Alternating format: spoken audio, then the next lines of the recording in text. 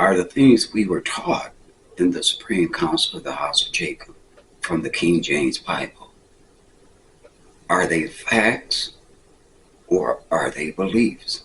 How can we objectively distinguish between the two? Well, stay tuned.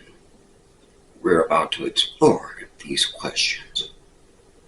But before we get going, strap in, put your helmet on. Let's go.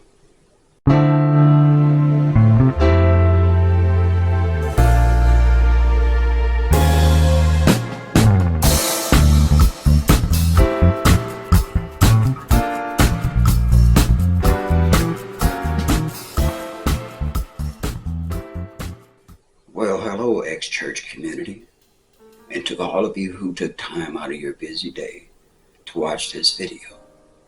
Thank you. I appreciate your curiosity, and I hope everybody is doing well. If you're new here, welcome to my channel.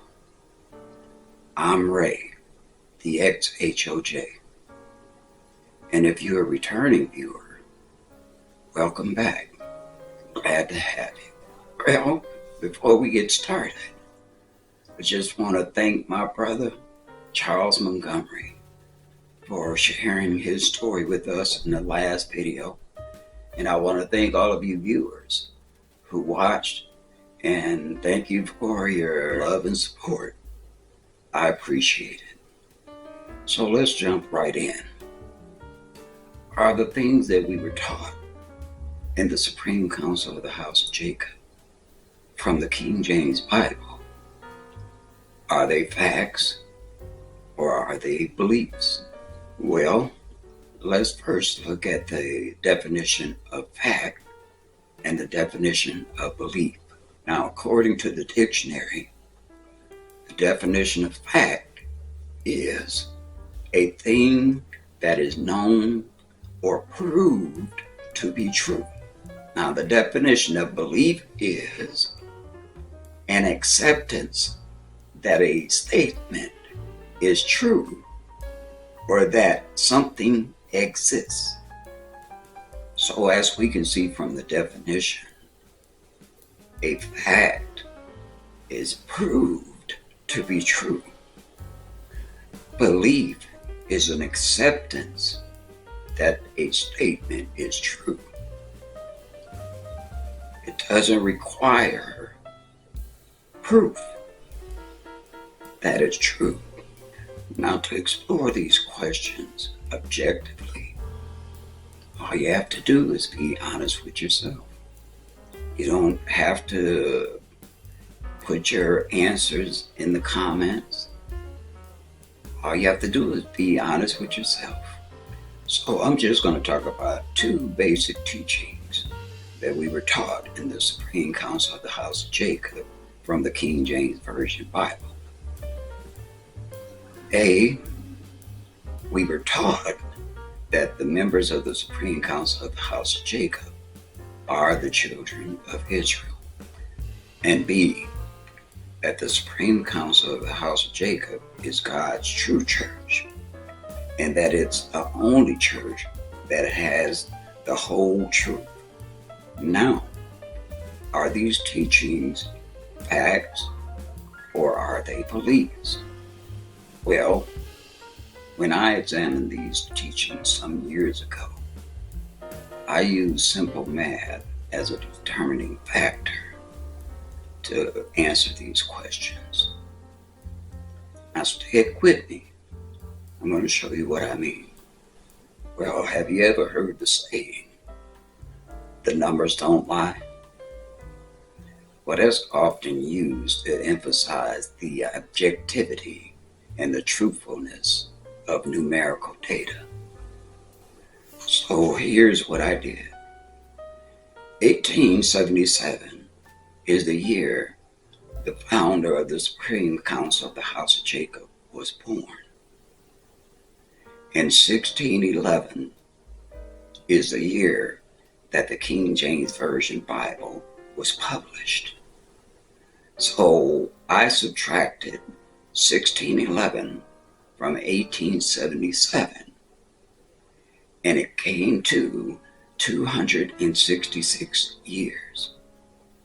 So that's a 266 year difference between King James and the founder of the Supreme Council of the House of Jacob. Now that 266 year difference revealed a number of obvious facts, but I'm going to only name 3 of them. Number 1, the King James Bible was published 266 years before the founder of the Supreme Council of the House of Jacob was ever born. So obviously King James didn't know the founder, and the founder didn't know King James. Stay with me. Now we know for a fact that the King James Bible was published in 1611. And that reveals another obvious fact, that the King James Bible was not intended for the Supreme Council of the House of Jacob, nor was it intended for America, because neither existed at the time the book was published. And we know for a historical fact that the King James Bible was published for the Church of England. And number 3, which I feel is the most important obvious fact, and that fact is that the founder of the Supreme Council of the House of Jacob, given the time span, had absolutely nothing to do with the publishing or the making of the King James Version Bible. He wasn't one of the translators. He wasn't one of the linguists. He wasn't one of the researchers on the committee that produced the King James Bible. So can the Supreme Council of the House of Jacob rightfully say that they are the children of Israel, and that they are the people written about in a book that the founder had absolutely nothing to do with? Is that teaching a fact, or is it a belief? Can the Supreme Council of the House of Jacob rightfully say that they are God's true church, and that they are the only church that have the whole truth of God's word in a book that the founder had absolutely nothing to do with? Is it a fact, or is it belief? You decide. Here's another interesting historical fact. Did you know that King James's reign is known as the Jacobean era? Did you know that Jacob is a nickname for James? So everywhere in the Bible where you see the name Jacob, you could actually replace it with the name James. So one of the House of Jacob's main scriptures is St. Luke 1:33.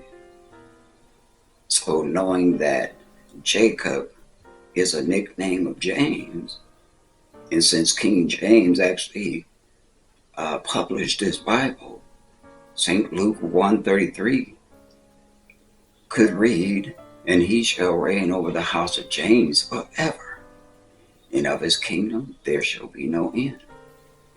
And that would still be correct.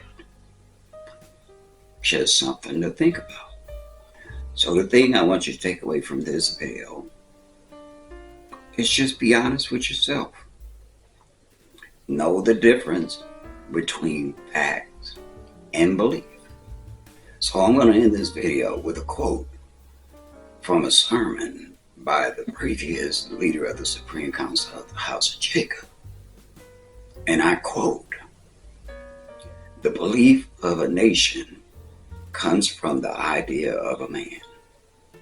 Religious beliefs are also started by someone." Well, that's it for now. So until next time, y'all take care.